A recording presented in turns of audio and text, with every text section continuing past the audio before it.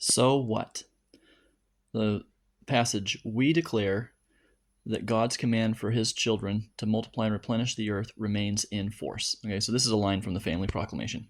And the Church of Jesus Christ of Latter-day Saints. And basically what this comment says is like people are supposed to have kids. That's a primary function of being a human being, and in fact, even of being a good citizen. We know that there's a population replacement rate, and it is the tendency of industrialized civilizations, industrialized countries, to drop below population replacement rate, which has long-term consequences. Like there's a lot of economic implications for that, and we understand with experience and data that's problematic. Uh, so I think that it's worth pointing out here that there's no escaping the concept of sexual morality. Like regardless of whether you choose to kind of align yourself with certain religious principles, or whether you choose to align yourself with like a secular principle that values hedonism as kind of a motivating factor for what people are about.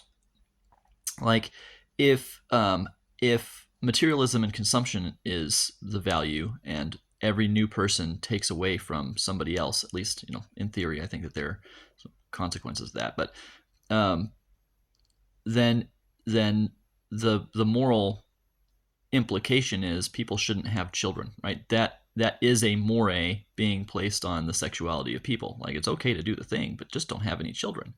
Um, and that's a moral stance on how we conduct ourselves. Whereas the Family Proclamation says we are supposed to have children, but if you're going to have children, we understand, like, if you want on average a stable family situation with stable children that grow up to be good citizens, you really you need to prioritize the biological family, and need to prioritize the relationships within the biological family being functional and not dysfunctional. And that means a lot of discipline. That means character development, character growth. That means self-sacrifice. That means all of the things that make parenthood and being a spouse a noble endeavor, as opposed to just something that adds complications to your life.